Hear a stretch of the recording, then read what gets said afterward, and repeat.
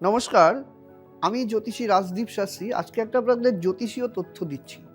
যাদের জন্ম কুষ্ঠিতে শুক্র রাহু এবং সেখানে যদি মঙ্গল অবস্থান করে বা কোনোভাবে মঙ্গলের দৃষ্টি পড়ে, তবে কিন্তু সে পরক্রিয়াসক্ত বা অবৈধ সম্পর্কে কিন্তু জড়িয়ে পড়ে। অনেকেই বলেন যে একটা বয়সের পরে নাকি তাদের সেরকম অবৈধ সম্পর্ক থাকে না, কিন্তু আমি লক্ষ্য করে দেখেছি, ভুরি ভুরি উদাহরণ আপনারা দেখবেন যে এই রকম কিন্তু বয়সকালেও কিন্তু সেই রকম অবৈধ সম্পর্কগুলোকে সামনে চলে আসা ঘটনাগুলি কিন্তু দেখা যায়।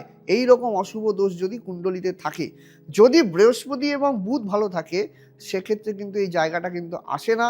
সেই জায়গা থেকে বাঁচোয়া আমরা অনেক ক্ষেত্রেই কিন্তু এই ঘটনাগুলো কিন্তু দেখতে পারি, যেখানে শুক্র রাহু এবং মঙ্গলের প্রভাব যদি কুষ্ঠিতে অষ্টমের দ্বাদশে এবং ষষ্ঠ ভাবে অবস্থান করে, তবে কিন্তু এই ধরনের যোগগুলো দেখা যায়।